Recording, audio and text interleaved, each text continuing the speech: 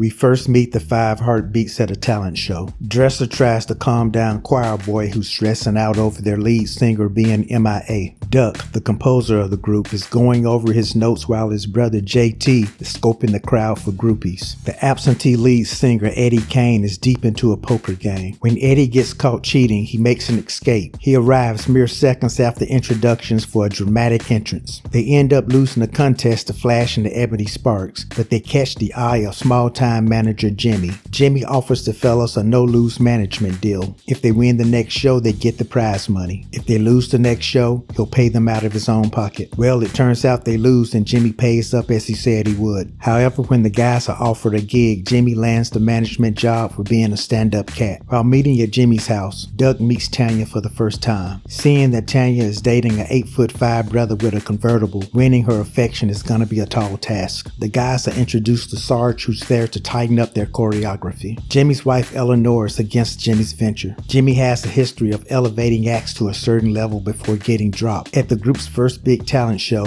their main competitor Bird has stacked the deck. Bird gets his woman Cookie to recruit a bunch of girls to go crazy and throw panties. In addition, the MC is Bird's cousin and he's gonna sabotage the heartbeats. He notifies the guys that they must use the house pianist. Bird puts on a solid show and playing Cookie and the girls act a fool. Then the MC gives the heartbeats a janky ass introduction. Between the crowd's boos and the pianist killing the rhythm, Duck has had enough. He knocks the pianist over and gets on the keys himself. The heartbeats begin to win over the crowd. Once Eddie Kane went a cappella, it was a wrap. Old girl Cookie abandoned the whole plan. She out here squirming in her seat like a worm. Somebody get a mop. Record company owner Big Red approaches the guys and offers to sign them to his label. He's all jovial and shit, but Eleanor's spidey senses are going off. Duck asks JT to play wingman and a shy guy act. But here's the thing about JT. If he got 2 breasts, 2 legs, and a round butt, JT trying to fuck. He ends up stealing Duck's desire. When the record companies try to give the heartbeats material to white acts, all roads eventually lead back to Big Red. They sign with them.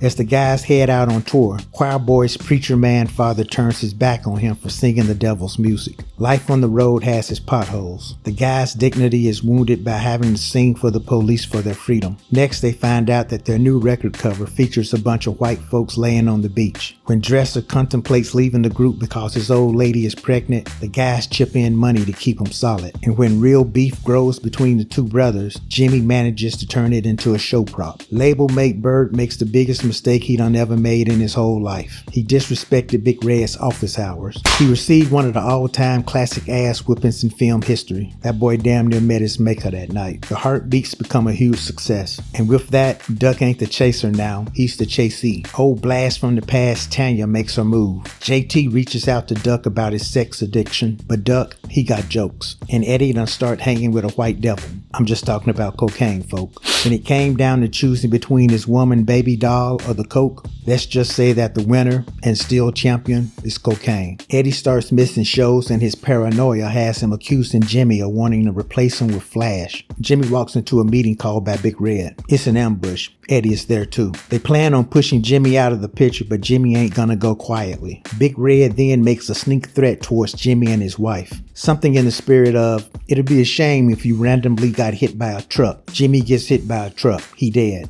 Big Red shows up at the funeral walking like he about to set off second line. Eleanor takes offense and smacks him. Bird, healed from his ass whooping, gives Red the stank eye as he leaves. The guys confront Eddie about the meeting between Big Red and Jimmy. With assistance from Bird, they bring Big Red to justice. Oh yeah, Eddie also quit the group. Fast forward and Flash has replaced Eddie in the heartbeats. Mo beef. If Bobby Brown and Ralph Tresvant had taught us nothing else, it's that you can't have 2 lead singers in a group. After the show, the guys have an encounter with a strung out, wrung out, and hung out Eddie Kane. He wants back into the group. They're more embarrassed for him than he is for himself. Duck and Tanya announce their engagement, but JT is strongly against it. Maybe he knows something Duck don't, cause Duck spots Tanya and Choir Boy having secret conversations. When Duck follows Tanya to a hotel, he finds out that it's not Choir Boy, but his brother JT, who's been laying down construction on his wife. Flash pulls a Lionel Richie move and says so long to the group. Since the ship already be sinking, Duck takes the opportunity to put his wife and JT on blast. The 5 heartbeats are done. Much farther into the future, Duck gets an invitation from Choir Boy to visit his dad's church.